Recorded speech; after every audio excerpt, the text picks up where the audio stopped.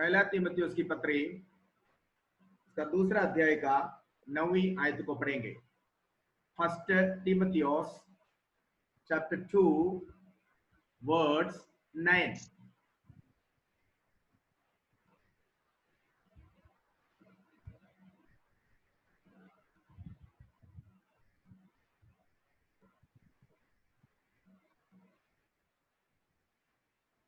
Read it. First Timothy chapter 2 verse 9. Read it please. वैसे ही स्त्रियां भी संकोच और संयम के साथ सुहावने वस्त्रों से अपने आप को संवारे, ना कि बाल गूंथने और सोने और मोतियों और बहुमूल्य कपड़ों से। बस enough. Praise the Lord. कल हम लोग कलीसिया के स्ट्रक्चर के बारे में पढ़ रहे थे। कलीसिया में किस तरह की व्यवहार होना चाहिए, प्रभु की कलीसिया का स्ट्रक्चर, प्रभु की कलीसिया में कैसे कैसे क्या क्या होना चाहिए, इसके बारे में हम लोग इन दिनों में सीख रहे हैं। तो वो स्ट्रक्चर इसके बाद ये करना, इसके बाद ये करना करके नहीं लिखा हुआ, फिर भी जो है एक ऑर्डर वहां पर हम देखते हैं।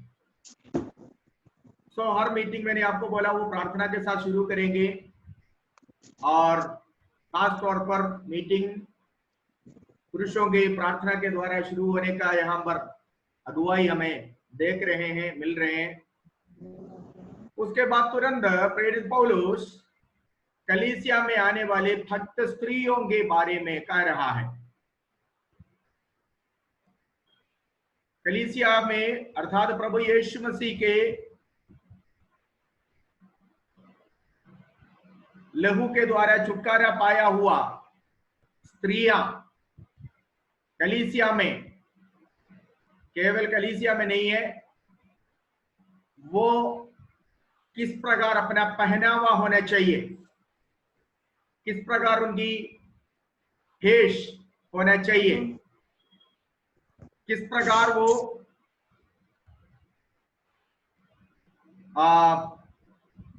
उसका भेष पहनावा कैसा होना चाहिए, ये परमेश्वर के वचन में लिखा हुआ है। क्लास में उतरने से पहले मैं आप सभी से एक बात कहना चाहता हूं कि परमेश्वर का वचन जो बाइबल में लिखा हुआ है, मैं उसको खुलासा करके खोल के बताऊंगा। तो सुन के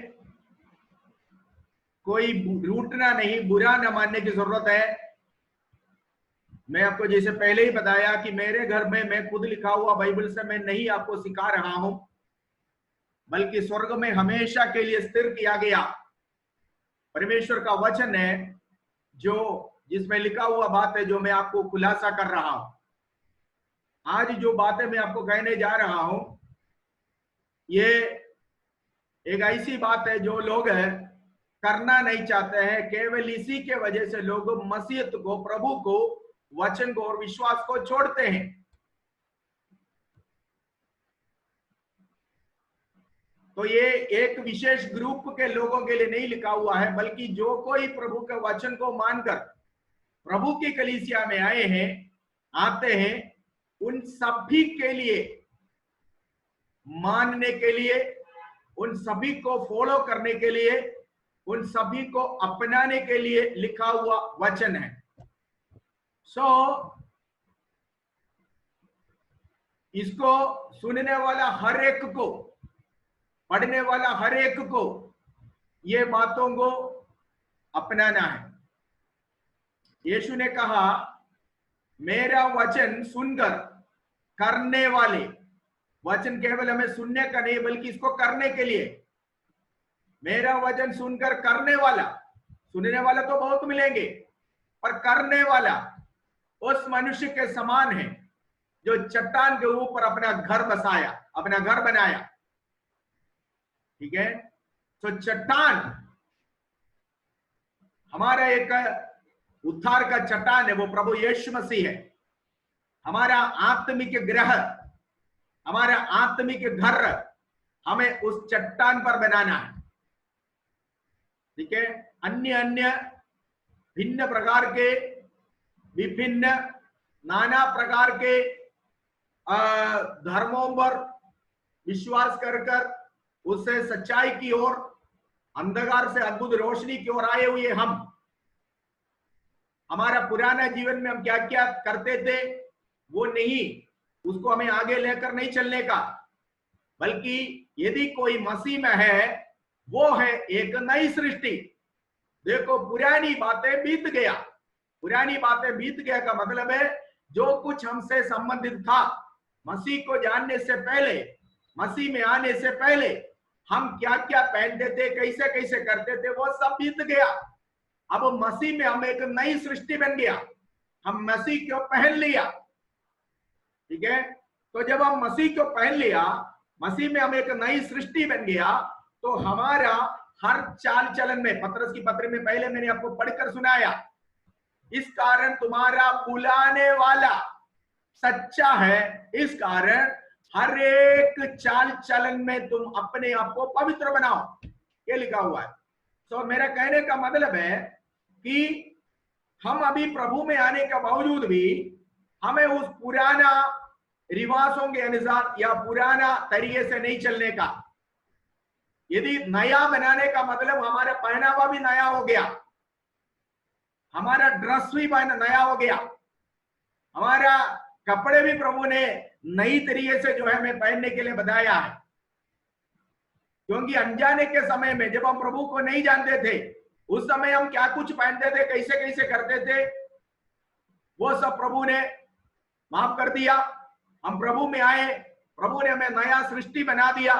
नया सृष्टि, एक नवजात शिशु को पुराना कपड़ा नहीं पहनाते हैं, बल्कि नया कपड़ा पहनाते हैं। हम मसीह में नया शिशु होकर नए सिरे से जन्म लिया। जब हम प्रभु में आए हैं, नया संतान होकर प्रभु का पुत्र और पुत्रियां, प्रिय पुत्र और प्रिय पुत्रियां जब हम बने, तो हमें प्रभु ने पहनने के लिए, कपड़ा पहनने के लिए भी एक नया तरीका दिया है। कितनों के समझ में आ गया? तो नया होने का मतलब हमारा चाल चलन नया, बोल चाल नया, कपड़ा पहनने का ढंग नया, सब कुछ नया हो गया। एवरीथिंग न्यू, सब कुछ नया हो गया। प्रभु ने कहा देखो मैं सब कुछ नया होकर करता हूं, सब कुछ है। ओके, सो इसलिए परमेश्वर का वचन यहां पर प्रेरित पौलुस तीमुथियुस को जब आज्ञा देता है, तीमुथियुस कहता है बहनों को ये शिक्षा देना। आप सुनिए इस आयत में, आप डीपली उतरने से पहले इसका भूमिका थोड़ा समझ लीजिए, ध्यान से सुनिएगा। मैंने आपको कहा एफेसोस एक ऐसा शहर था जो पुराना समय में बहुत बड़ा एक बिजनेस सेंटर था। ये बिजनेस सेंटर, हर चीज की बिजनेस वहां पर हुआ करती थी, ध्यान से सुनिएगा। और वहां पर कई चीजों की व्यापार में एक मेन व्यापार था, देह व्यापार। कितने लोगों के समझ में आ गया ये चीज क्या होता है? देह व्यापार क्या होता है? नहीं समझ में आ गया? गीत गाया हुआ भाई के समझ में नहीं आया? आया तो हाथ उठाकर बताओ ना। ठीक है, इस धंधे को करने वाले लोग, आपको मालूम है, उनके तरफ कस्टमर्स को अट्रैक्ट करने के लिए, उनके तरफ लोगों को, खास तौर पर स्त्रियां तो इसमें ज्यादा होते हैं, स्त्रियों को कस्टमर्स जो है मिलने के लिए वो क्या करता है, वो अपने आप को ऐसे सजाती है कि वो पुरुष लोग जो है उनकी ओर आकर्षण करे। समझ में आ गया? एफेसोस एक ऐसा शहर था जहां पर बहुत बड़ा बिजनेस हुआ करता था। दुनिया के चारों कोने से वहां पर लोग आने के कारण वहां पर एक बहुत बड़ा बिजनेस था, देह व्यापार या प्रोस्टिट्यूशन जो हम कहते हैं।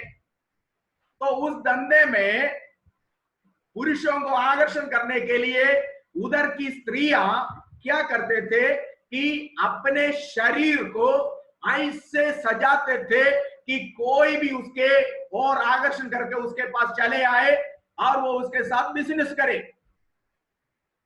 ठीक है, इस कारण एफेसुस की स्त्रियां बहुत पैसा खर्च करके सुंदरता बढ़ाने के लिए परमेश्वर उनको दिया हुआ खूबियों को, उनको दिया हुआ सुंदरताओं को आर्टिफिशियल चीजों से, आर्टिफिशियल मतलब परमेश्वर उसको जब सृष्टि किया उस समय दिया हुआ उन खूबसूरती के अलावा और भी कई चीजों को इस्तेमाल कर खूबसूरती बढ़ाकर पुरुषों को अपने ओर खींचने के लिए, आकर्षण करने के लिए उन स्त्रियां, एफेसुस की स्त्रियां, कलीसिया का नहीं, एफेसुस देश का स्त्रियां अपने आप को सजाती थी। उसमें कई बातें हैं जो हम एक एक करके हम यहां पर देखेंगे। सो पौलुस के यहां पर इस तरह स्त्रियों को ठोकने का कारण यही है कि तुम प्रभु यीशु मसीह का दुल्हन है। यीशु मसीह की कलीसिया में आया हुआ हम प्रभु के दुल्हन है, तो हमारा शरीर परमेश्वर का मंदिर है।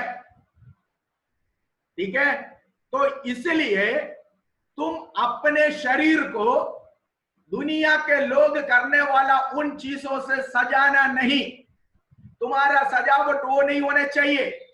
ऐसा करने से, इस तरह कर एक बहन चल कलीसिया में आकर बैठेगा तो सारे पुरुष लोग जो वहां पर बैठे, यदि भी वो चर्च में आए विश्वासी है तो भी उनका ध्यान उसकी ओर भटकेगा, उनका नजर उसकी ओर जाएगा और वो आराधना में उनका मन भटक सकता है, उसका ध्यान उस स्त्री की ओर जाएगा। इस तरह करने वाला स्त्रियां वो पुरुषों को अपनी ओर आकर्षण करने के लिए करते हैं। इसलिए एफेसुस के अन्य जाति के लोगों के नाई कलीसिया के बहनें अपने आप को श्रृंगार नहीं करना। पौलुस का कहने का मतलब यही है। समझ में आ गया? हम प्रभु यीशु मसीह की दुल्हन है, प्रभु की दुल्हन है। प्रभु की दुल्हन अन्य जाति लोग जो गलत काम के लिए पुरुषों को अपनी ओर खींचने के लिए करने वाला वो सजावट परमेश्वर का मंदिर जो आपका शरीर है उसके ऊपर नहीं करना।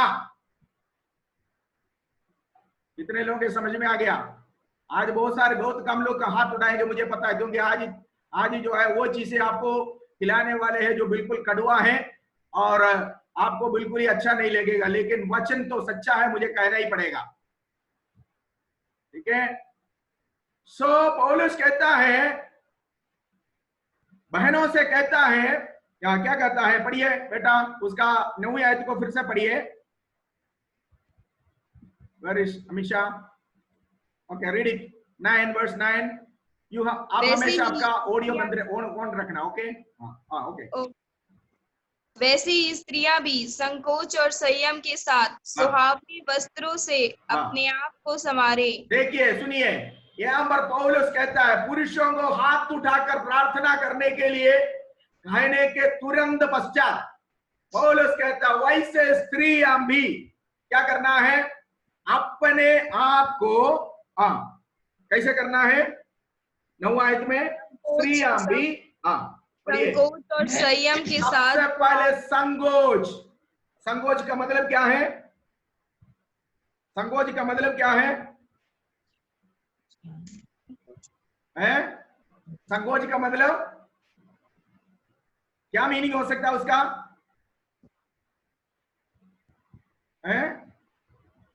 नम्रता, थोड़ा लज्जा के साथ, थोड़ा शर्म के साथ कलीसिया में आना है।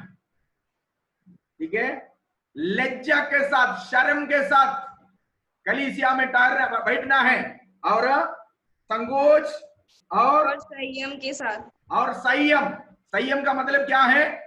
संयम का मतलब है सेल्फ कंट्रोल। सेल्फ कंट्रोल, तुम अपने आप को लज्जा के साथ, शर्माते हुए, नम्रता के साथ और सेल्फ कंट्रोल, संयम के साथ कहने का मतलब है कि तुम्हारा पहनावा, तुम्हारा आर्टिफिशियल मेकअप वगैरह जो है, कलीसिया में आराधना के लिए आया हुआ लोगों को मन को भटकाने के लिए नहीं होना चाहिए। न कि कलीसिया के बाहर एफेसोस शहर में रहने वाले अन्य स्त्रियां पराय पुरुषों को अपने ओर आकर्षण करने के लिए करने वाले वो सारे चीजें, विश्वासी होकर, प्रभु की दुल्हन होकर, प्रभु के लिए अपने आप को सौंपा हुआ पवित्र कुंवारी के नाई अगर तुम जीवन बिताते हो तो उन तमाम चीजें तू अपने शरीर में लागू नहीं करना, बल्कि क्या करना है, अपने आप को नम्र बनाना है, नम्र बनाना, नरम नहीं, नम्र बनाना, नंबर 1। नंबर 2 सेल्फ कंट्रोल, संयमी होना चाहिए, संयम। देन कैसा कहता है अगला, कपड़ा पहनने का तरीका बताया हुआ है, क्या है, सुहावने वस्त्रों के साथ सुहावने वस्त्र पहने हुए। What is the meaning of सुहावने वस्त्र? उचित वस्त्र। उचित वस्त्र क्या होता है? पूरा तन, आपका शरीर, आपका तन पूरी तरह ढकना चाहिए। बहनों, जब कलीसिया में आते, कलीसिया में हो या बाहर हो, प्रभु के संतान, प्रभु यीशु मसीह को ग्रहण किया हुआ एक बहन अंदर और बाहर जब भी होते हैं, अपना शरीर को पूरी तरह कवर कर आपका कोई भी अंग का प्रदर्शन ना हो। कलीसिया में अंग प्रदर्शन का जगह नहीं है कलीसिया, वो मनोरंजन की जगहों में होती है। जहां मनोरंजन होती है, अर्थात सिनेमा हॉलों में, सर्कस के जगहों में और क्लबों में इत्यादि जगहों में लोग जब मजाक के लिए और मनोरंजन के लिए जाते हैं ना, वहां ये सारे चीजें वो देखो कि लोग ये देखकर आनंद उठाने के लिए जाते हैं। कलीसिया मनोरंजन की जगह नहीं है, कलीसिया मन फिराने का जगह है, छाती पीट कर अपने पापों के प्रति पश्चाताप करने का जगह है। कलीसिया परमेश्वर से मेल मिलाप करने की जगह है। कलीसिया प्रभु के सन्मुख में रोने का जगह होती है। कलीसिया प्रभु की आत्मा में भरपूर होकर परमेश्वर को आत्मा और सच्चाई में आराधना करने वाली जगह होती है।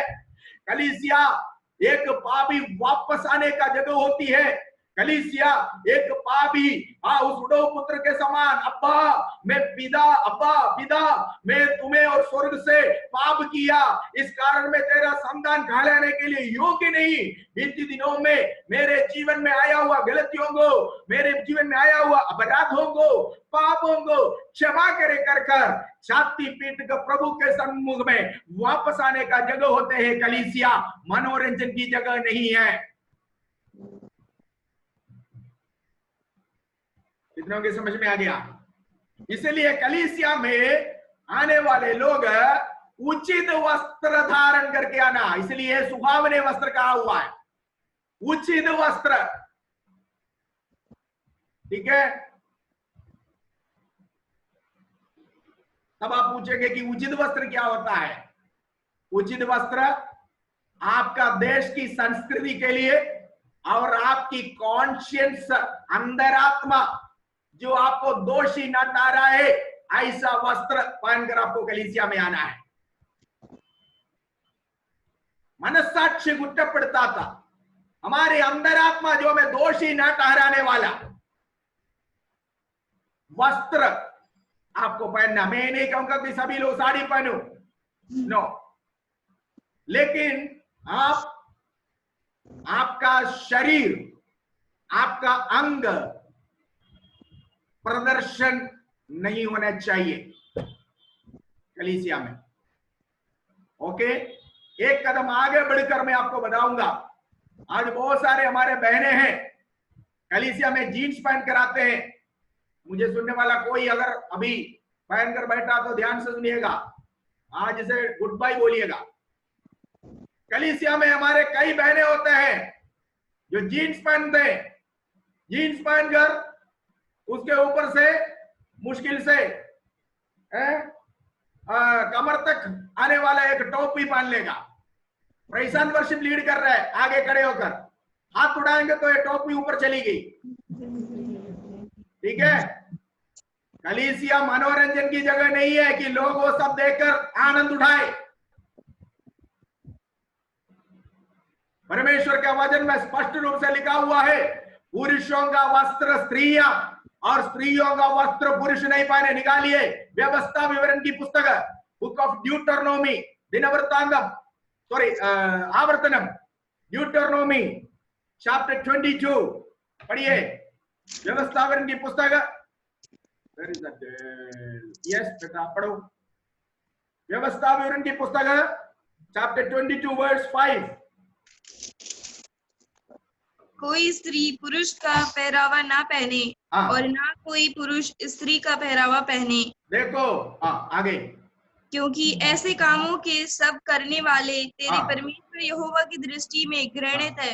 तो देखो, मैंने अपने घर में नहीं लिखा हुआ बाइबल है, बल्कि आपके हाथ में जो बाइबल है उससे पढ़कर सुना रहा हूं। ऐसे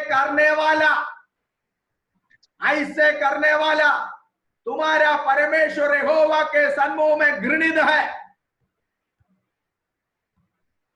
कैसे करने वाला? पढ़िए। स्त्रियों का वस्त्र, स्त्रियों का पहरावा ना कोई स्त्री पुरुष का पहरावा ना पहने। कोई स्त्री पुरुष का, बेटा ढंग से पढ़ो, शुरू से पढ़ो। कोई स्त्री पुरुष का पहरावा ना पहने। देखो यहां पर भी स्त्री के बारे में पहले आया। इसका मतलब क्या है? ये स्त्रियां ही तो गड़बड़ करता है ना। बुरा मत मानिएगा बहनों जो मेरे को सुन रहे हैं। 90% कलीसिया टूटने के कारण बहनों के से संबंधित विषयों के कारण है। बहनों से संबंधित विषयों के कारण 90% कलीसिया टूटते, प्रभु का नाम बदनाम होते हैं। मेरे को सुनने वाले मेरे प्यारे बहनों से मैं अनुरोध करता हूं, आपके कारण, आपके वस्त्र धारण के कारण, आपके पहरावे के कारण प्रभु का नाम बदनाम होने का मौका नहीं देना। व्यवस्था विवरण के पुस्तक में भी पहले कह रहा है कि कोई भी स्त्री पुरुषों का वस्त्र ना पहने। शुरू से लेकर जब से हमें होश आया तब से लेकर हम देख रहे हैं पैंट या जीन्स जो है वो पुरुषों का ही वस्त्र है। लेकिन आजकल हम लोग संस्कृति में इतना बढ़ गया, संस्कृति में हम इतना बढ़ गए, एक जीन्स खरीदो तो सबके लिए हो गया। जब पापा को मन किया पापा पहनकर चला गया, पापा आने के बाद वही मम्मी पहनकर जाएगी, मम्मी वापस आने के बाद वही बड़ी वाली बेटी पहनकर जाएगी, बेटी वापस आएगा तो वही बहू पहनकर जाएगा।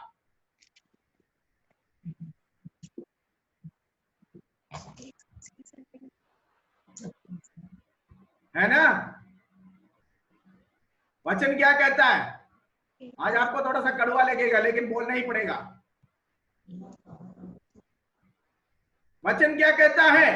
ऐसे करने वाले, जीन्स पहनकर आने वाले एक को भी पुलपिट के पास आने नहीं देना। मैं कहूंगा कलीसिया में घुसने ही नहीं देना।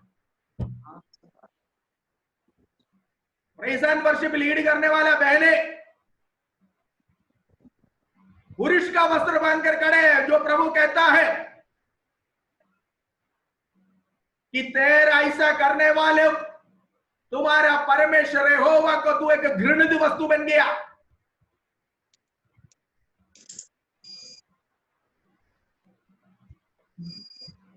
अब आप पूछेंगे कि पादरी साहब कितने लोग स्वर्ग में जाएंगे? बहुत कम जाएंगे। जो मानेगा वही जाएगा। आप तो काल्पनिक दुनिया में है कि ऐसा ऐसा होगा, आप तो कल्पना करते हैं। काल्पनिक दुनिया में है, जैसे सिनेमा में होती है। काल्पनिक दुनिया में बैठो तो स्वर्ग राज्य में प्रवेश नहीं कर पाएगा।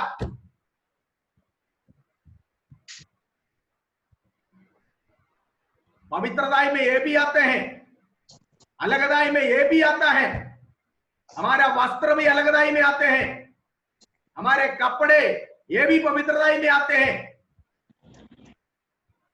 हृदय में अगर शुद्ध हो गया, हृदय पवित्र हो गया, वो हमारा पहरावा में भी प्रकट होगी। अगर हम दुनिया से अलग हो गया वो व्यक्ति है तो हमारा पहरावा में भी वो दिखाई देगा, हमारा पहरावा में भी वो प्रकट होगा।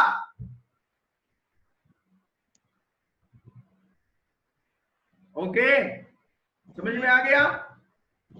आज बहुत कम लोगों के समझ में आएंगे लोग बातें।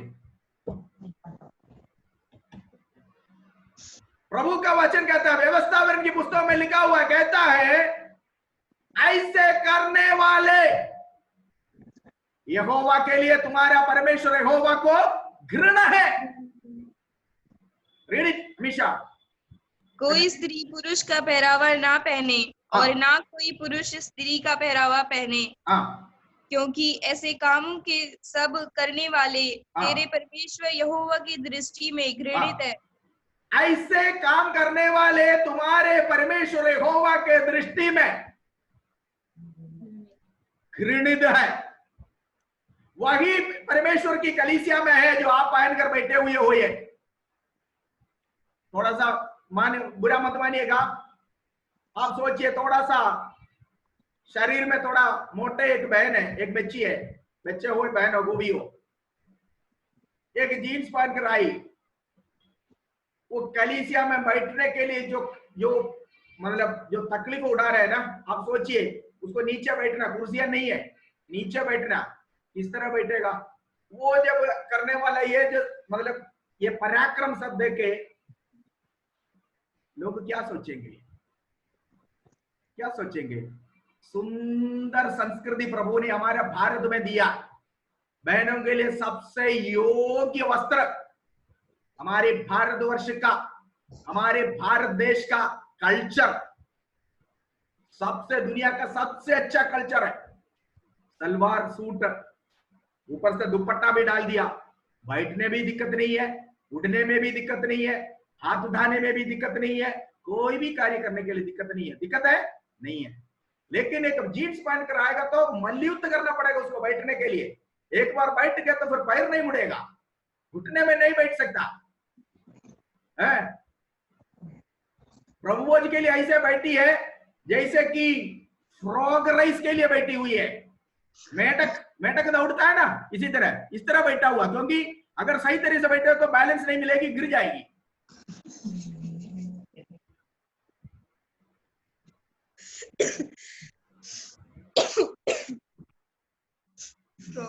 Passion,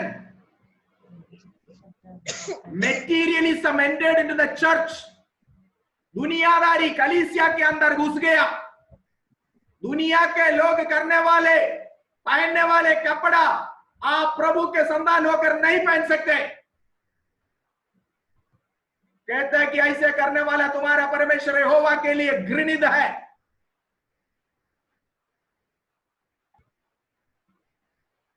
शुरू से लेकर पैंट और जीन्स वगैरह पुरुषों के लिए समस्त दुनिया में ऐसे ही है। पुरुष इतना सदियां बीतने के बावजूद भी पुरुष लोगों की कपड़े में कोई डेवलपमेंट नहीं आया। कभी कोई पुरुष साड़ी पहनते हुए मैंने नहीं देखा। फ्रॉक पहनकर कोई पुरुष ऑफिस में जाते हुए मैंने आज तक नहीं देखा। लेकिन निक्कर पहने हुए लड़कियां जाते हैं। जीन्स जो पुरुष का एकमात्र कपड़ा था, लड़कियों ने, औरतों ने वो भी छीन लिया। अब पुरुषों के पास सदियों से एक ही कपड़ा है, क्या है वो? पैंट और शर्ट। कम से कम उसको बख्शो, आपने तो सब कुछ छीन लिया। कम से कम उसका, पुरुष का वो पैंट और जीन्स जो है, कम से कम उनको बख्शो, दे दो। आपके पास बहुत सारे वैरायटी है पहनने के लिए, साड़ी है, सलवार कुर्ता है और क्या क्या है। हम लोग तो कोई नहीं आ रहा है कि वो सब लेने के लिए, पहनने के लिए।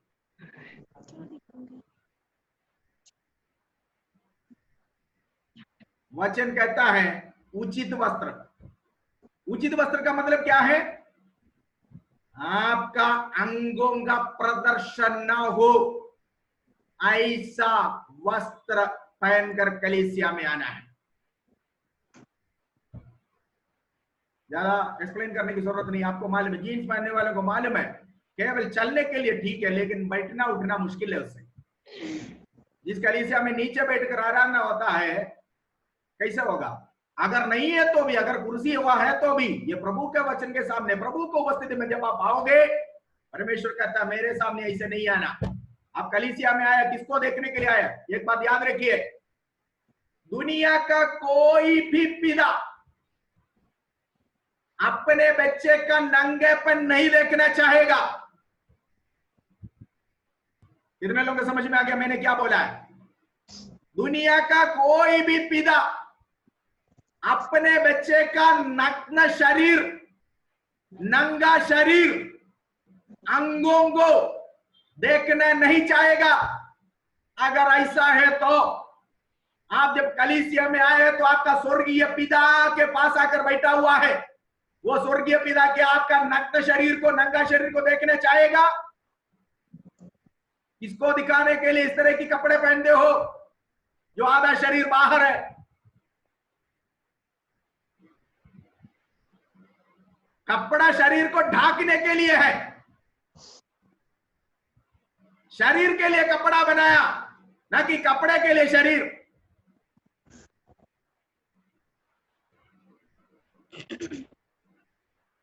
आप दुकान में जाकर आपके साइज का कपड़ा लेते हैं कि जो साइज मिला वो लाकर पहन लेते हो?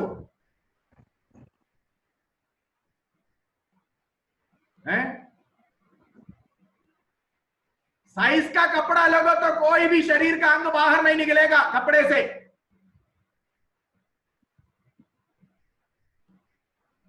आप कौन है याद रखना। परमेश्वर का वचन में लिखा हुआ स्त्रियां, क्योंकि इस तरह के काम करने वाली, इस तरह पहनने वाले स्त्रियां एफेसोस में दूसरे काम करते थे। पौलुस कहता है तुम उनका नहीं बनना, तुम उनके नहीं चलना। वो लोग अपना धंधा बढ़ाने के लिए इस तरह कपड़ा पहनते थे, आधा कपड़ा। मैं आपको एक दूसरी बात परमेश्वर के वचन से बताऊंगा, जो पूरा शरीर में कपड़ा नहीं पहनता तो वो है कौन है? कौन है वो? आपको मालूम है, यीशु जब गदर देश में आया था, गदर देश में, वहां एक मनुष्य यीशु को मिलने के लिए आया। कहां से आया था? खबर से आया था, है ना? है कि नहीं? और वो मनुष्य कैसा था उसके बारे में थोड़ा पढ़िए, निकालिए। मरकुस की इंजील में है,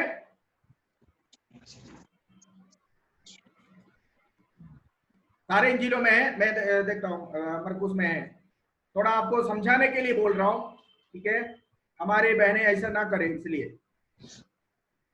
चैप्टर 5 है? चैप्टर 5। हाँ, मिल गया तो पढ़ लो।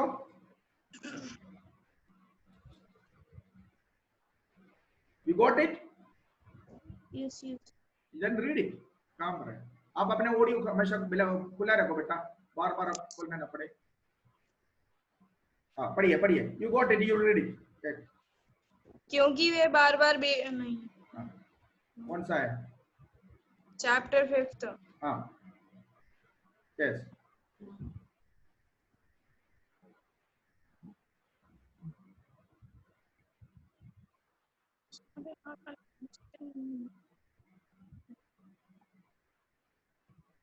उसका तीसरी आयत से पढ़िए। वह कब्रों में रहा करता था और कोई उसे साकलों से भी ना बांध सकता था, क्योंकि वह बार बार बेड़ियों और साकलों से बांधा गया था, पर उसने साकलों को तोड़ दिया और बेड़ियों के टुकड़े टुकड़े कर दिए थे, और कोई उसे वश में नहीं कर सकता था।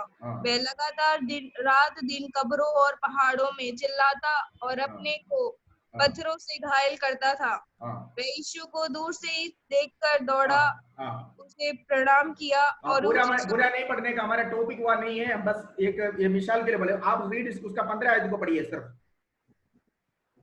यीशु के पास आकर वह उसको जिसमें दुष्ट आत्माएं थी, अर्थात जिसमें सेना समाई थी, कपड़े हाँ। पहने और सचेत बैठे देखकर डर गए।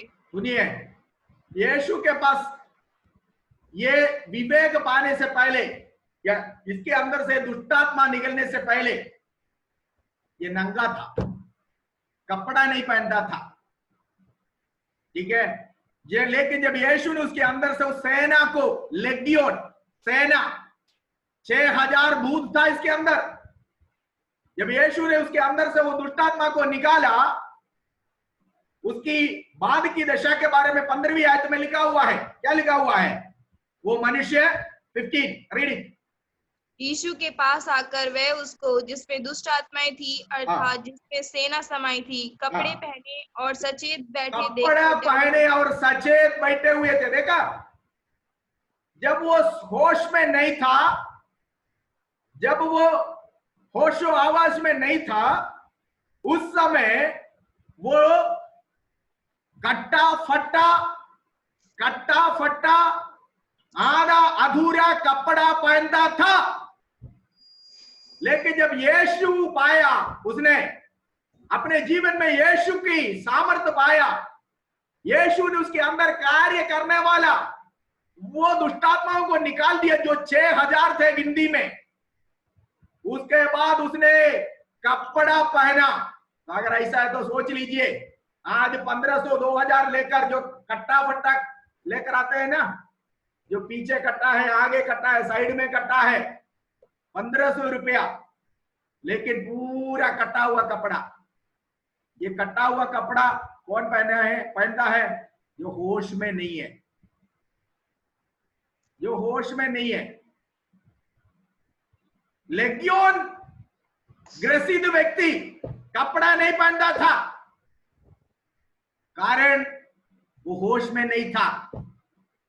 आपको प्रभु ने होश दिया, आपको प्रभु ने समझ दिया, आपको प्रभु ने अच्छा विवेक दिया।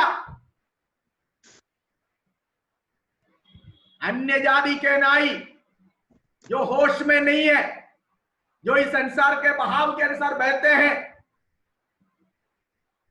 जिनके अंदर परमेश्वर के बारे में कोई ज्ञान नहीं है, परमेश्वर के वचन के बारे में कोई ज्ञान नहीं है, उनके नाई कपड़ा ना पहनी। हमारे बहनों, आप परमेश्वर की संपत्ति है। वचन कहता है, क्या तुम नहीं जानते हो कि तुम परमेश्वर का है और परमेश्वर ने तुम्हें मोल लिया, इसीलिए तुम अपने आप में आपका नहीं हो। पढ़िए कोरिन्थियों की पत्री, 1 कोरिन्थी 6 का 19, 1 कोरिन्थी 6 19।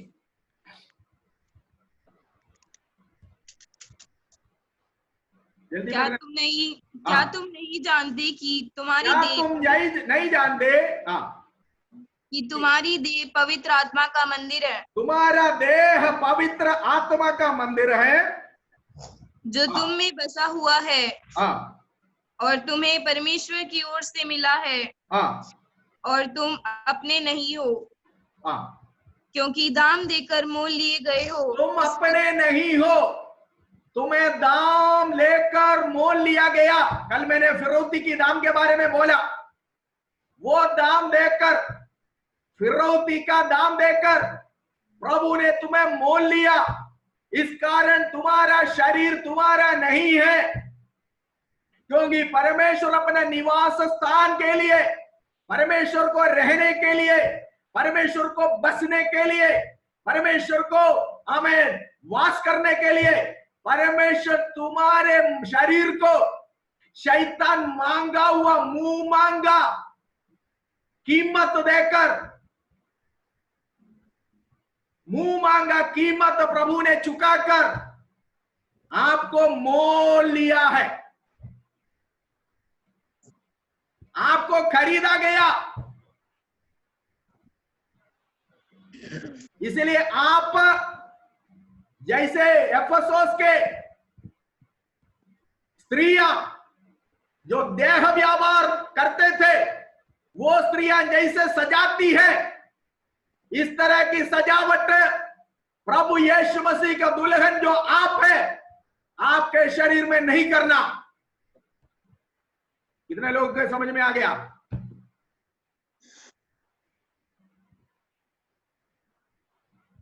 सुनने वाले सारे बहनें भाग गया, केवल पुरुष लोग ही दिख रहे हैं।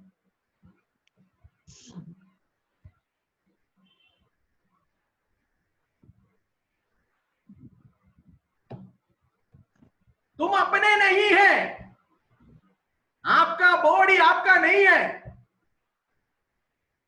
प्रभु ने इसके लिए दाम, छुटकारा का दाम दिया। He has paid the price।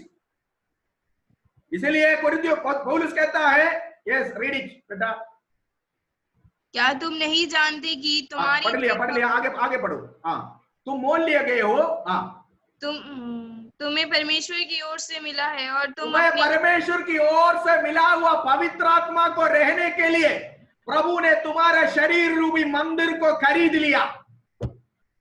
Now इस मंदिर के ऊपर आपको कोई डेंटिंग पेंटिंग जरूरत नहीं है, क्योंकि आप जिस कंडीशन में थे उसी कंडीशन में प्रभु पसंद होकर करके, प्रभु प्रसन्न होकर आपकी बॉडी, आपकी शरीर को, शैतान ने जो रकम मांगा, शैतान ने जो दाम मांगा, उसी दाम को देकर प्रभु ने जब आपकी शरीर को खरीद लिया, छुटकारा दिया, मोल लिया, तो आपको इसके ऊपर कोई डेंटिंग करने का, पेंटिंग करने का, इसके ऊपर डेकोरेशन करने का, इसके ऊपर सजावट करने का जरूरत नहीं है, क्योंकि ये सब के बिना परमेश्वर ने आपको पसंद कर आपको शैतान ने मांगा हुआ दाम देकर खरीद लिया है।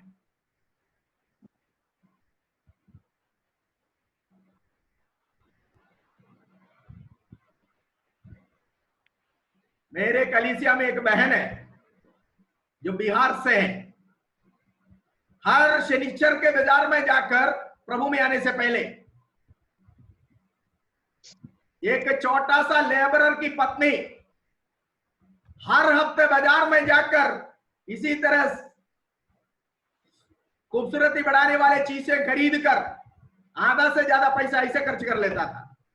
प्रभु में आई, वचन सुनाया, कुछ महीने पहले उसने खड़े होकर गवाही दिया, मैं जब से प्रभु में आया ये सारे चीजें मैंने परमेश्वर का वचन हमारे पादरी साहब ने जो सुनाया उसके अनुसार मैं वो सारे चीजें छोड़ दिया।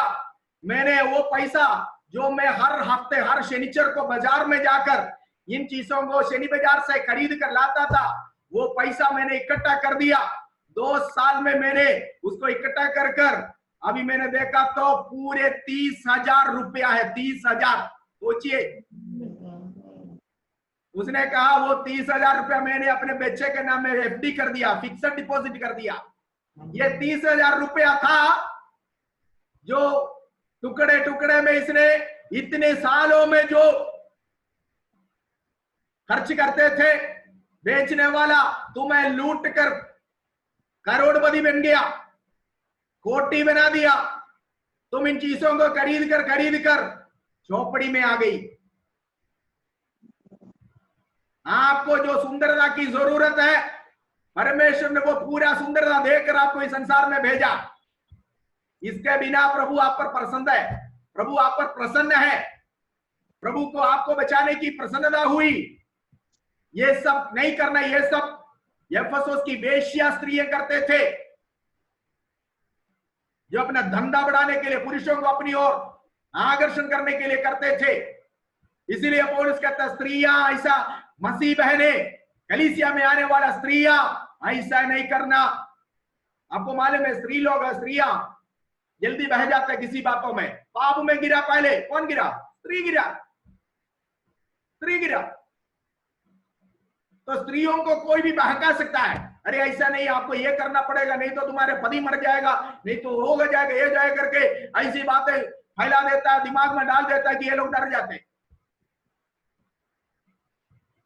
पति पत्नी की आयु माथे में लगाने वाले सिंदूर पे या हमारे बिंदियों में या हमारे हाथों में पहनने वाले चूड़ियों में नहीं होती है, आयु प्रभु के हाथों में है।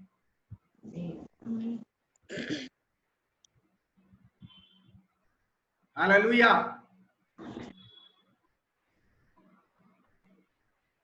कुरिन्थियों की पत्री में पौलुस कहता है इसलिए तुम क्या करना चाहिए? पढ़िए बेटा, जल्दी पढ़िए। इसलिए अपनी देह के द्वारा परमेश्वर की महिमा करो। हाँ देखा, इसलिए अपनी देह के द्वारा परमेश्वर की महिमा करो।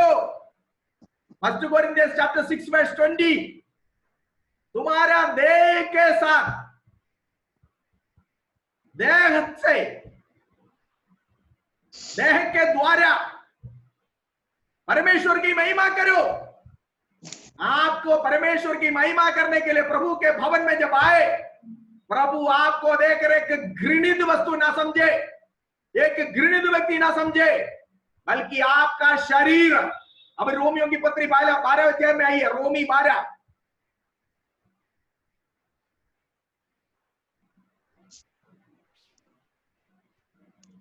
रोमियों की पत्री 12वीं आयत में पौलुस क्या कहता है, पढ़िए।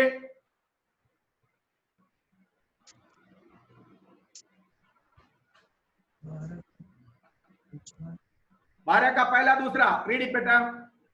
इसलिए हे भाइयों, मैं तुमसे परमेश्वर ये की केवल दया। भाइयों के लिए नहीं है, बहनों के लिए भी है, क्योंकि वचन में जो भी है भाइयों लिखा हुआ, कॉमन जेंडर में लिखा हुआ है, कॉमन जेंडर में बहनों के लिए बहुत कम जगहों में स्पेशली करके कहा हुआ है, बाकी सारे भाई और बहन दोनों के लिए लागू है। ओके, इसलिए है भाइयों, मैं परमेश्वर की, मैं तुमसे परमेश्वर की दया स्मरण दिलाकर विनती परमेश्वर की दया स्मरण, देखो पौलुस है हाथ जोड़कर कह रहा, विनती करके कह रहा है, परमेश्वर की दया स्मरण दिलाकर मैं तुमसे विनती करता हूं। आगे, अपने शरीर को जीवित और पवित्र और परमेश्वर की भावता हुआ बलिदान करके चढ़ाओ। देखो तुम्हारा शरीर को, तुम्हारा शरीर, कुरिन्थियों की पत्री 6 का 20 में पौलुस ने कहा, अपने शरीर के द्वारा परमेश्वर की महिमा करो, अपने शरीर के द्वारा परमेश्वर की महिमा करो। यहां रोमियों की पत्री में जब पौलुस कहता है तुम्हारा शरीर को ऐसा चढ़ाना चाहिए प्रभु के सन्मुख में, प्रभु के वेदी पे, जैसे भावदा हुआ और जीवित और पवित्र और पवित्र और भावदा हुआ, परमेश्वर को भावता हुआ बलिदान करके चढ़ाओ। सभी लोग अपने बाइबल में देखो, आपके बाइबल में है या नहीं है आयत, आपका शरीर अन्य पुरुषों को, पर पुरुषों को आकर्षण करने लायक सजावटें कर दुनिया के इच्छा, दुनिया के प्लेजर, दुनिया की आनंद प्रकट करने वाला ना हो, बल्कि परमेश्वर के सन्मुख में तुम्हारा शरीर को ऐसा चढ़ाओ जो पवित्र है और जीवित है और परमेश्वर को भावदा हुआ। देखा, प्रभु को उपस्थिति में आराधना के लिए बुलाकर अलग किया हुआ लोगों, ये पुरुषों के लिए, स्त्रियों के लिए, दोनों के लिए है। आप जब आराधना के लिए प्रभु के पास आते हैं, आपको देखकर प्रभु घृणित ना समझे, आपको प्रभु के सन्मुख में आप घृणित ना हो, बल्कि आपका शरीर परमेश्वर के सन्मुख में एक भावदा हुआ, परमेश्वर को प्रसन्न किया हुआ, परमेश्वर प्रसन्न करने वाला एक बलिदान हुआ आपका शरीर। आगे आगे बढ़िए बेटा। यही तुम्हारी आत्मिक सेवा है, यही तुम्हारी आत्मिक सेवा है। कुरिन्थियों की पत्री 6:20 मिलाकर इसके पढ़ना है, तब पता चलता है कि तुम अपने नहीं हो, खरीदे गए हो, इसलिए तुम्हारे शरीर के द्वारा परमेश्वर की महिमा करो। Then verse 2, रोमियों की पत्री 12 का 2 में क्या लिखा हुआ है, पढ़िए। इस संसार के सदृश्य ना बनो, इस संसार के सदृश्य ना बनो। देखिए, ये जो डेंटिंग पेंटिंग करने वाले, ये जो इस तरह की चीजों से अपने आप को सजाने वाले, ये जो इस तरह की चीजों से अपने बॉडी को, अपने शरीर को हमें सजावट करने वाले, संसार के सदृश्य बनता है। वचन चेतावनी देता है, पौलुस कहता है प्रभु की संतान हो, तुम प्रभु की बेटी हो, तुम परमेश्वर का निवास स्थान हो, तुम परमेश्वर का मंदिर हो, तुम्हारे शरीर को परमेश्वर ने मुंह मांगे दाम देकर खरीदा है, तुम परमेश्वर का निवास स्थान हो, पवित्र आत्मा तुम्हारे अंदर वास करना चाहता है, वास करता है। इस कारण तुम संसार के सदृश ना बनो, मतलब संसार के लोगों के सदृश ना बनो।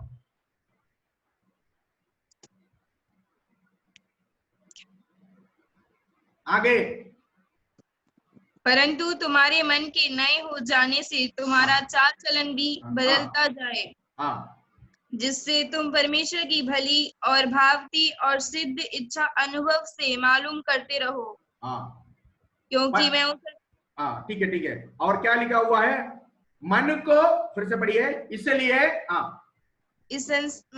परंतु तुम्हारे मन के नए हो जाने से मन के नए हो जाने से तुम्हारा चाल चलन भी बदलता जाए। चाल चलन बदलना है। देखा, एफेसोस शहर से विश्वास में आया हुआ बहनों को पौलुस कहता है, क्या कहता है? तुम उन स्त्रियों का न्याय नहीं होना चाहिए, बल्कि तुम्हारा मन प्रतिदिन बदलते हुए नया चाल चलन होना चाहिए। उन स्त्रियों के न्याय, तुम भी कपड़ा पहनोगे तो दुनिया तुमको और उनको एक जैसे समझेगा।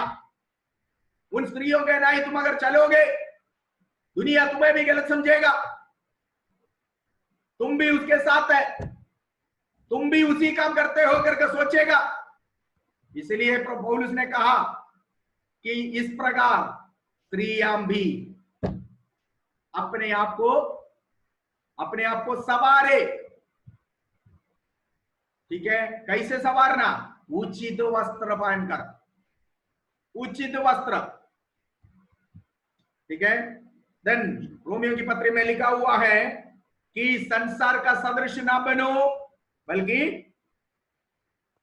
पढ़िए, तुम्हारे मन के नए हो जाने से तुम्हारे मन के नए हो जाने से तुम्हारा चाल चलन भी बदलता जाए। मतलब प्रतिदिन की एक प्रोसेस है। It's a daily process. तुम्हारा मन प्रतिदिन बदलता जाए, चंचल नहीं होना चाहिए। दुनिया के लोग जो करते हैं ना, वो देख के हम चंचल नहीं होना चाहिए। समझ में आ गया? बाजार में गया, एक अजीब तरीके से एक वस्त्र पहने हुए एक बहन को देखा, तुरंत मैं भी ऐसे पहनूंगी, ये विचार नहीं आना चाहिए। बल्कि मन प्रतिदिन बदलता जाए, प्रभु के वचन के अनुसार बदलता जाए। संसार का सदृश ना बने, संसार के लोगों के सदृश ना बने, एफेसोस के स्त्रियों के नाई ना बने। एफेसोस की स्त्रियों के नाई हमारे बहने, प्रभु की दुल्हन, प्रभु की आत्मिक दुल्हन है हम ऐसा ना बने। दूसरा,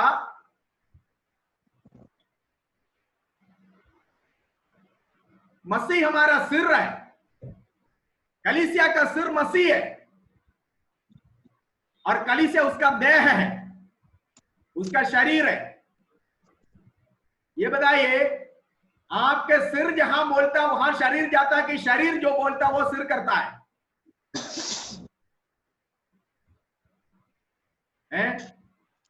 आप क्या करते हो? शरीर के अनुसार सिर चलता है, कि सिर जो कहता है उसके अनुसार शरीर चलता है? अगर ऐसा है तो कलीसिया का सिर प्रभु है, कलीसिया का सिर प्रभु। उसके लिए मैं आपको आयत निकाल के बताऊंगा। पढ़िए, कुरिन्थियों की पत्री में आइए,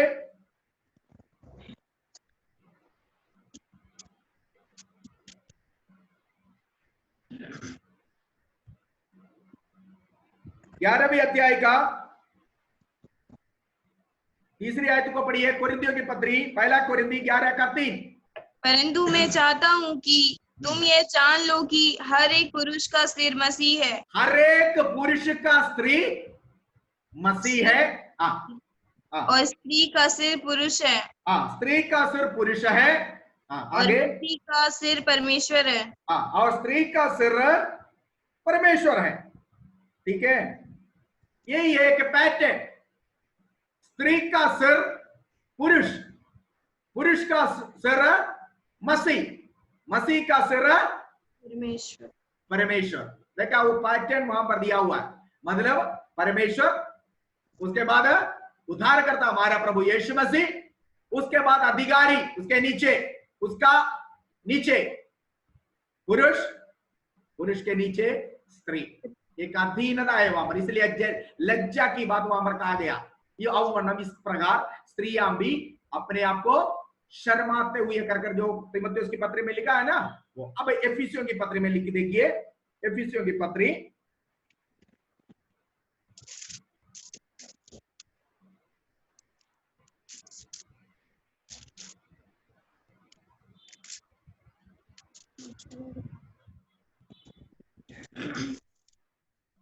Chapter 5, या 23, verse 23, chapter 5, verse 20. 23 पढ़िए।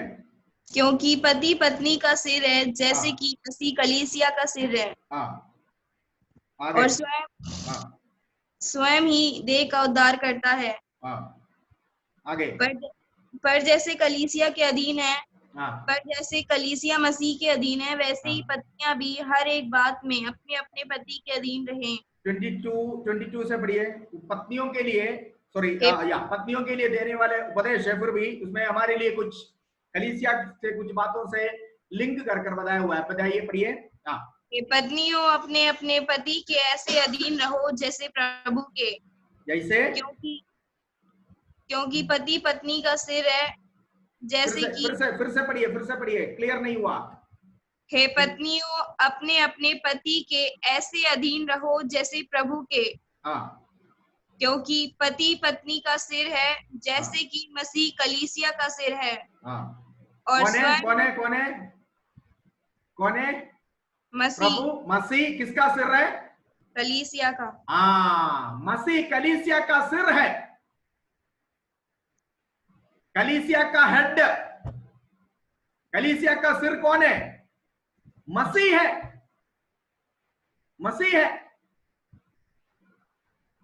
और कलीसिया मसीह का शरीर है।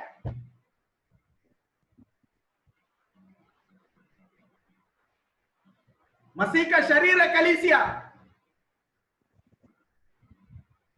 ये शरीर किस तरह से ढांकना, वो सिर कहेगा, सिर के कहने के अनुसार होगा।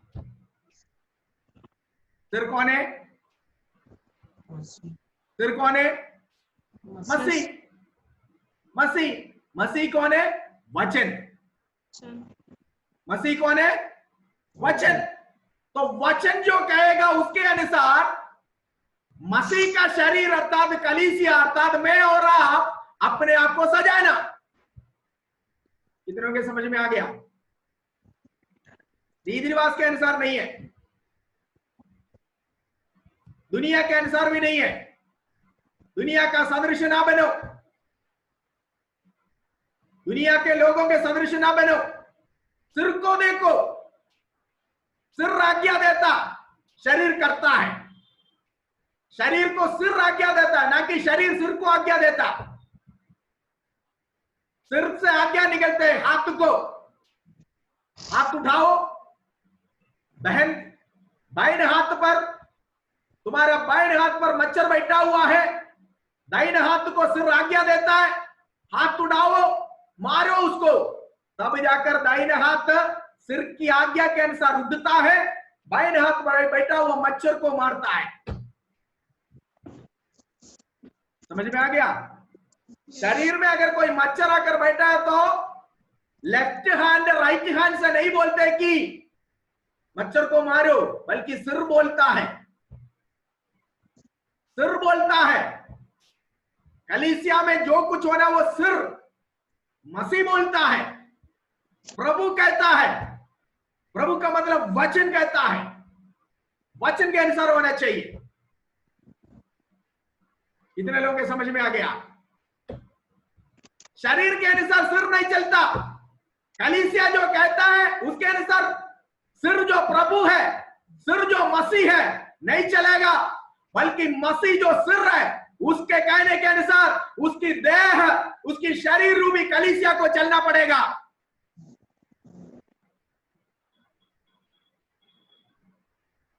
आज बहुत सारे लोग प्रभु को बोलते, प्रभु हम ऐसे चलेंगे, आप ही हमारे साथ चल लेना। मतलब शरीर सिर को बोलते हैं।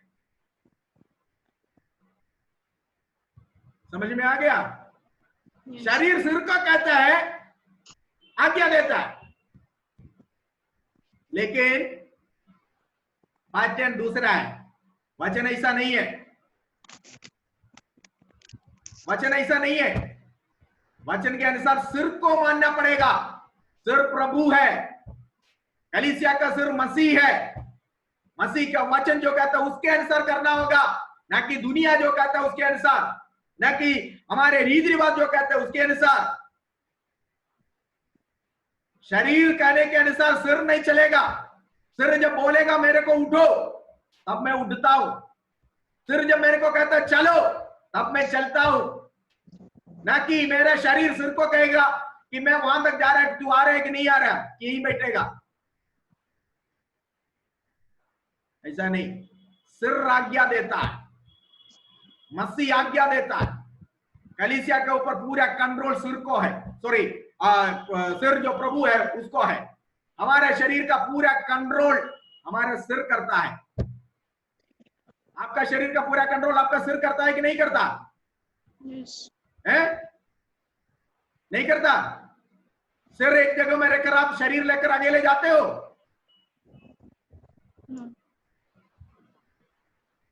है? कहीं जाना है तो सिर जब बोलेगा तभी तो करेगा। सिर से तो आज्ञा दे निकलते हैं। कुलुसियों की पत्री में आइए,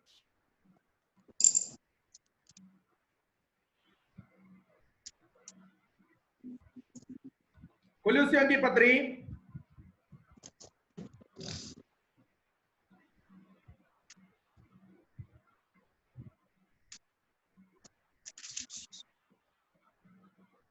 उसका 2:19 पढ़िए। कोलोसियंस चैप्टर 2 वर्स 19।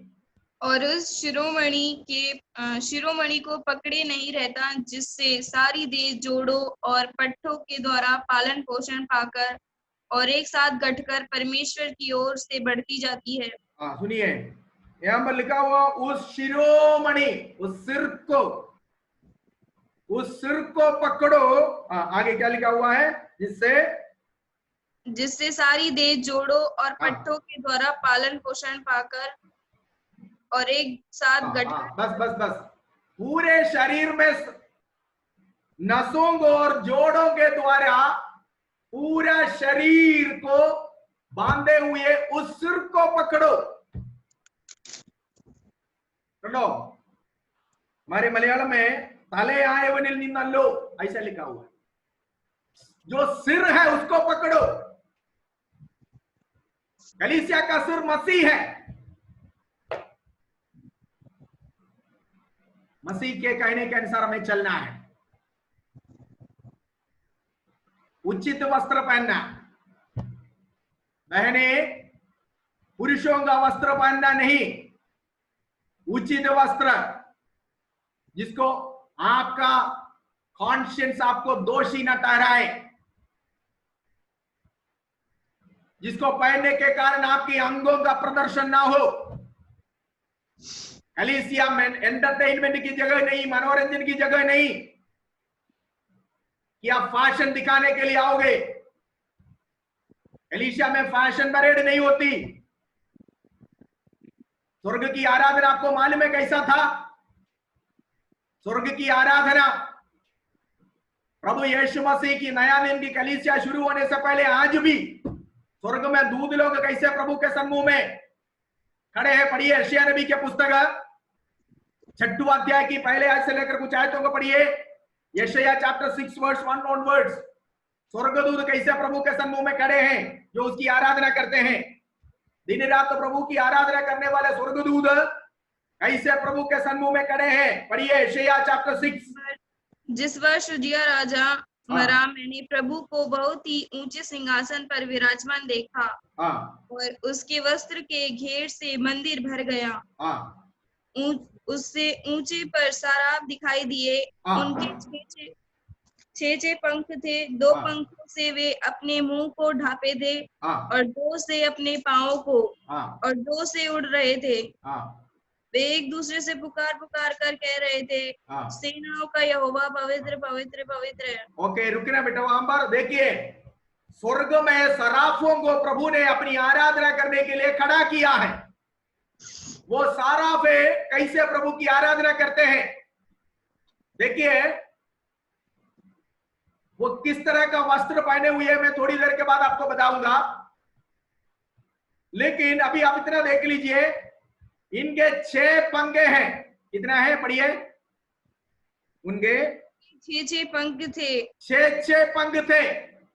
6 पंखे एक सराफ का 6 पंग, ध्यान से सुनिए, एक सराफ जो प्रभु के सिंहासन के सामने खड़े होकर प्रभु की आराधना करते हैं,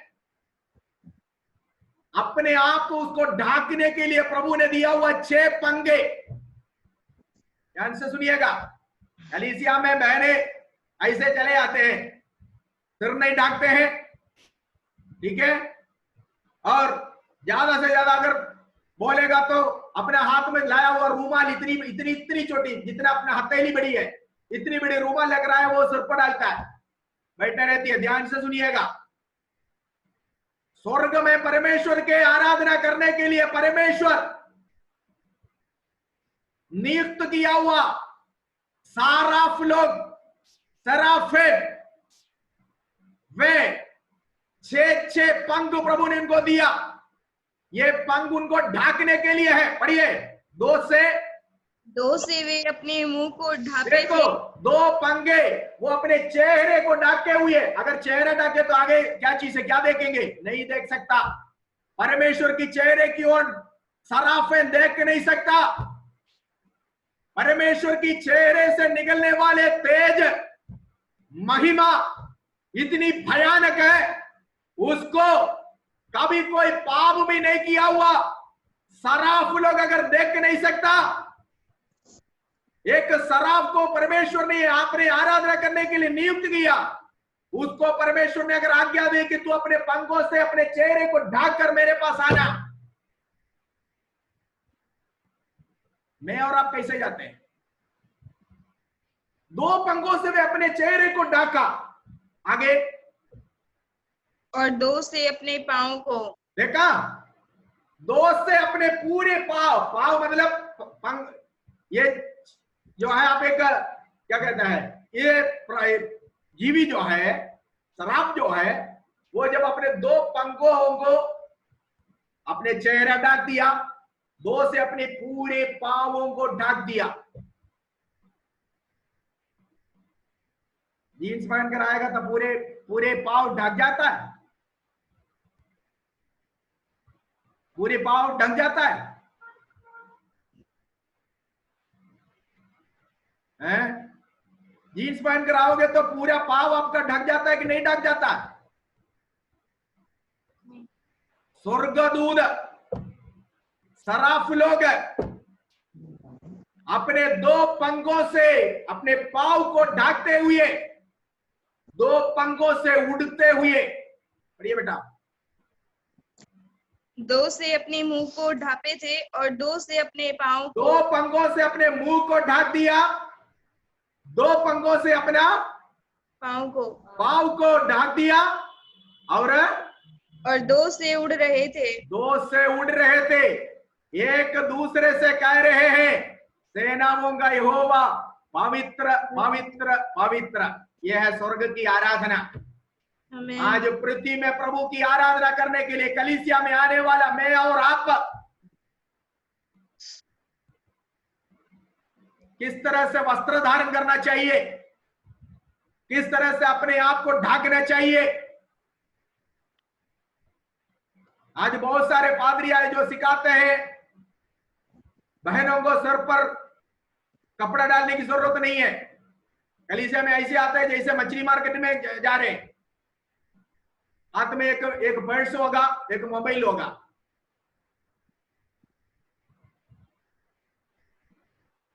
है ना। बहुत सारे अगुए हैं जो कहते हैं इस तरह की जरूरत नहीं है। वचन क्या कहता, अगर कोई स्त्री सिर को ना ढाके हुए भविष्यवाणी करे या प्रार्थना करे, क्या करना चाहिए उसके साथ? 2 कोरिन्थी 11:5 पढ़िए। 2 कोरिन्थी 11:5 फटाफट पढ़िए। मैं तो समझता हूँ कि मैं किसी बात में बड़े से बड़े, पहला कोरिन्थी ना बेटा, पहला कोरिन्थी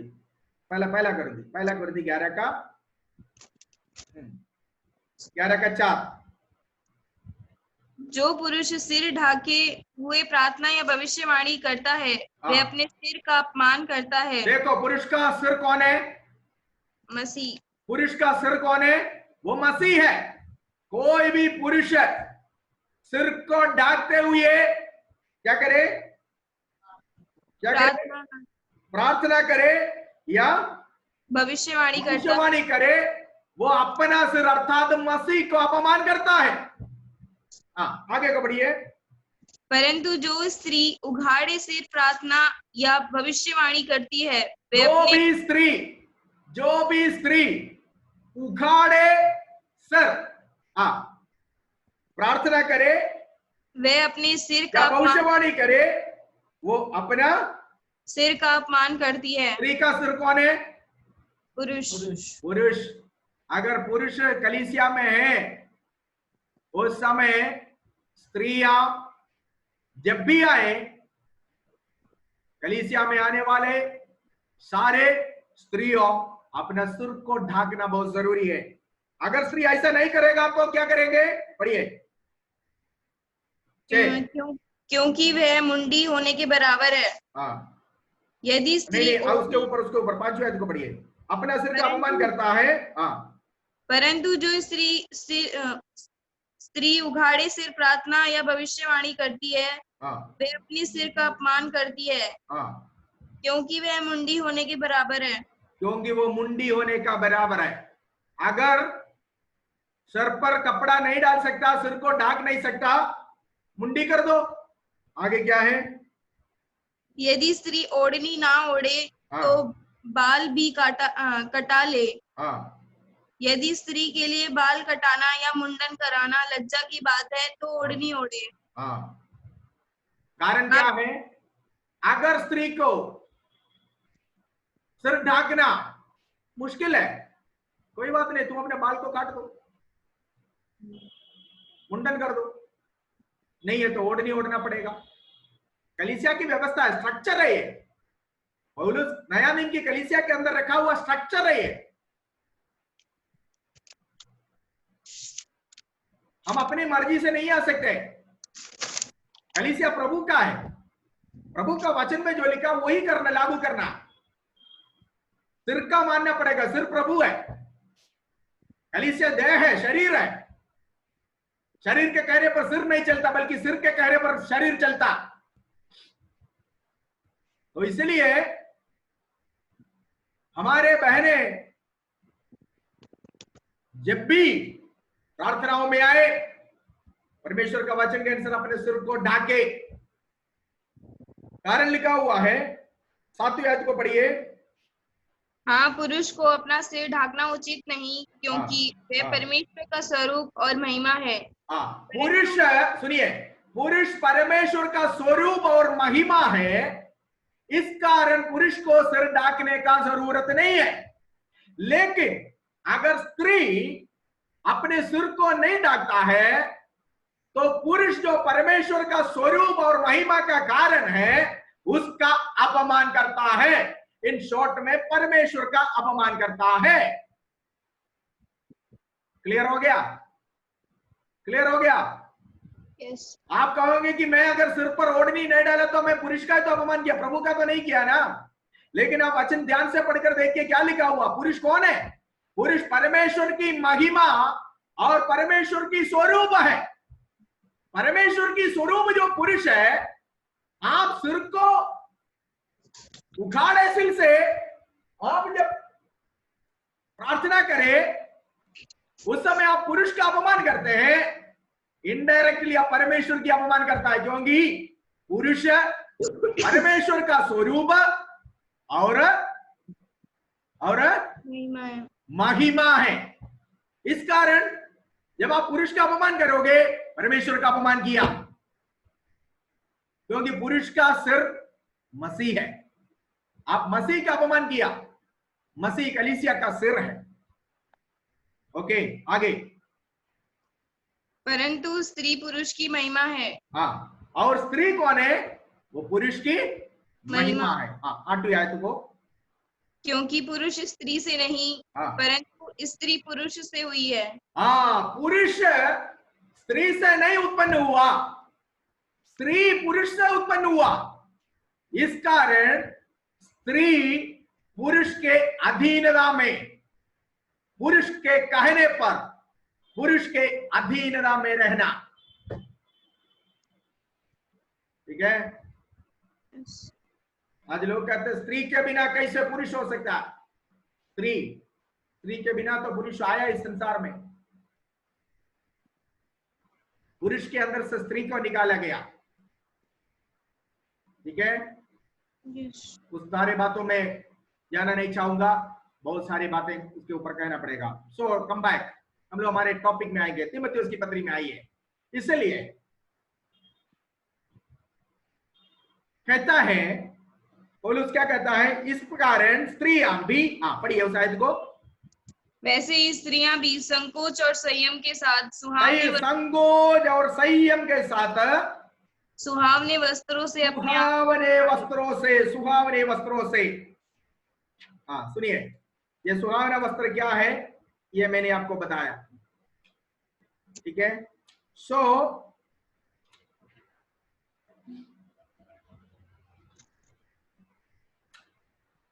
इसलिए पौलुस कहता है मसीह स्त्रियां एफेसुस के स्त्रियों के नाई अपने आप को नहीं सजाना, पर उनका सजावट क्या होना चाहिए, उसकी सजावट क्या होना चाहिए, किस चीजों से सजाना है अपने आप को, पर भले कामों से। क्योंकि परमेश्वर की भक्ति करने वाली स्त्रियों को यही उचित भी है। आपका श्रृंगार भले कामों से होना चाहिए। अच्छे कामों के द्वारा आप अपने आप को श्रृंगार करना। लिखा हुआ है यही परमेश्वर के सन्मुख में क्या है, पढ़िए, अच्छे कामों से। और आगे, क्योंकि परमेश्वर की भक्ति करने वाली स्त्रियों को यही उचित भी है। परमेश्वर की भक्ति करने वाले स्त्रियों को यही उचित है। क्या चीज उचित है? एफेसुस के स्त्रियों के नाई श्रृंगार करना उचित नहीं है, बल्कि परमेश्वर की भक्ति करने वाले लोगों के लिए अपने आप को अच्छे कामों से संवारना, अच्छे कामों से सजाना उचित है।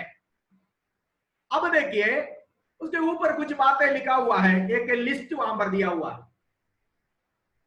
लिस्ट वहां पर दिया हुआ है। उस लिस्ट में क्या क्या है हम देखेंगे।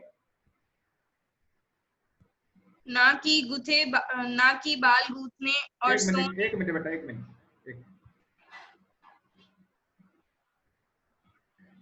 बाहरी तौर से सुंदरता बढ़ाने वाले चीजों को लेकर इस्तेमाल करके हम आर्टिफिशियली सुंदरता बढ़ाकर हो सकता है दुनिया वालों को, दुनिया के लोगों को हमारी ओर आकर्षण कर सकता, लेकिन परमेश्वर आपके ओर आकर्षित नहीं होगा। परमेश्वर आपकी ओर अगर आकर्षित होना है तो आपको परमेश्वर के वचन के अनुसार अच्छे कामों से अपने आप को सजाना है। ठीक है। जो चीजें मना किया है, इससे नहीं कर कर कुछ चीजें वहां पर प्रभु ने कहा, देखेंगे क्या क्या है। देखिए, पहले पढ़िए। ना कि बाल गूंथने। अच्छा सुनिए, बाल गूंथना, ये लोगों ने गलत समझ रखा है इसका मतलब।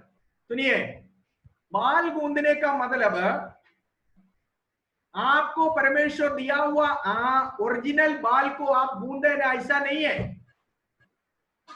इस बात को ध्यान से सुनिए। लोग क्या करते थे, आपको मालूम है, केश, बाल जो है स्त्रियों को सबसे ज्यादा खूबसूरत बनाने वाली चीज होती है। जिस स्त्री की ज्यादा लंबी बाल हो उसको एक विशेष सुंदरता है ना, दुनिया कहते हैं। सुनिए, एफेसुस की स्त्रियां क्या करते थे, इधर सुनिए मेरे सारे लोग, इधर सुनिए। एफेसुस की स्त्रियां क्या करते थे उस जमाने में भी और आज भी, लंबे बाल वाला, लंबे बाल जिसको है उसको खुद ही एक अहंकार है, मेरे को लंबा बाल है, मैं बहुत सुंदर हूं, ऐसे खुद को जो है उसके अंदर एक अहंकार है। इतनी बाल रखने वाले स्त्रियों को कोई परवाह नहीं करेगा, उसकी तरफ कोई देखेगा ही नहीं है। तो एफेसुस की स्त्रियां क्या करते थे, आज भी हमारे बाजारों में उपलब्ध तेजी से नकली बाल है जो गूंदा हुआ बड़ा लंबा, एक सांप का इतना बड़ा लंबा होगा, बाजारों में मिलते हैं।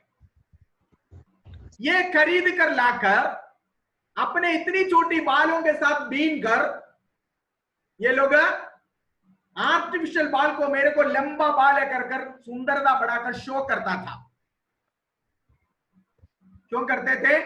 लंबी बाल वाले को लोग चाहते हैं, इस कारण एफेसुस की स्त्रियां पुरुषों को अपनी ओर खींचने के लिए इस प्रकार बालों को डिफरेंट डिजाइन बना के बीन बीन के कई तरह से जो है उसको कलर लगा के, आपने देखा हो अफ्रीका के लोग जो उधर के बहने जो करते हैं ना, पता नहीं कितने समय लेता होगा हेयर स्टाइल जो करते हैं, इतनी इसी तरह जो है बीन बीन के बिल्कुल ऐसा जैसे रस्सी बनाते हैं ना, इसी तरह बाल को बना के रस्सियां जैसे मोटे रस्सी जैसे बनाया, इसी तरह अपने बाल को बना के बाजार से मिलने वाला इतना बड़ा लंबा मोटा रस्सी जैसे बाल लाके अपने बाल में जोड़ के ये लोग कलीसिया में आते थे। कलीसिया में आपको मालूम है, लोग आराधना के बाद जब वो जल्दी उठकर चला जाता तो ये पूरा लंबा नीचे गिर जाता था। समझ में आ गया? यस। आया तो लंबा बाल लेकर था, लेकिन जब गई तो हिप्पी बनकर गई है। इतनी सी बाल जो उसकी ओरिजिनल था वो थी। इसको देखकर पौलुस ने कहा, उन स्त्रियों के नाई बाहर मिलने वाले नकली बाल का गूंद वो बाल है, तुम अपने बाल के साथ जोड़कर नहीं लगाना।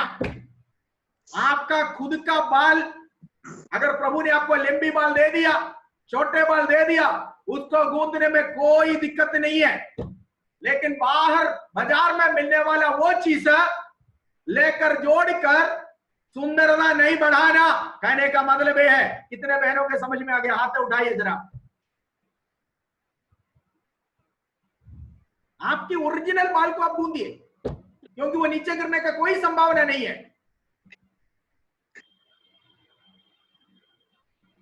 मान लीजिए आप लंबे बाल ऐसे जोड़कर, जो बाजार से मिलता है, आप जोड़कर कलीसिया में आया, हाथ उड़ाकर आप नाच कर आराधना कर रहा, पता चला आपके पीछे जो बहन बैठे हैं उसके सीने में गिर गई आपकी बाल, इतना लंबा जैसे कोई बड़ा सांप गिर गया पेड़ के ऊपर से।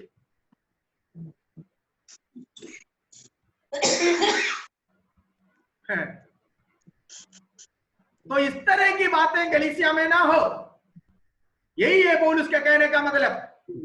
बाल गूंदना नहीं, इसका मतलब यही है, ना कि आपका असली बाल, ओरिजिनल बाल जो प्रभु ने आपको दिया उसको गूंदने में कोई दिक्कत नहीं, लेकिन उसको इस तरह से फैशन में बना के, कलर लगा के, फैशन लगा के, इधर 3-4 सोने का वो लगा दिया, इधर 3-4 और जो है चांदी का वो लगा दिया, चमका दिया, उसमें लाइट टकराते वक्त आप बिल्कुल लूसीफर जैसे चमकने लगे।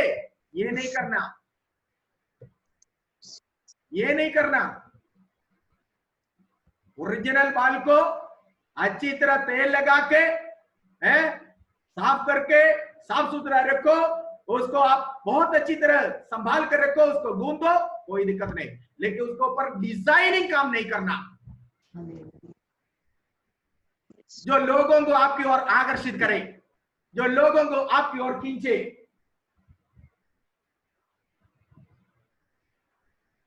आगे कल बढ़ेंगे, टाइम आज का हमारा खत्म हो गया, क्योंकि जितना मर्जी एक्सप्लेन करे आयत आज पूरा नहीं होगा, तो इसलिए हम लोग नेक्स्ट क्लास में जारी रखेंगे। प्रभु आपको आशीष दे।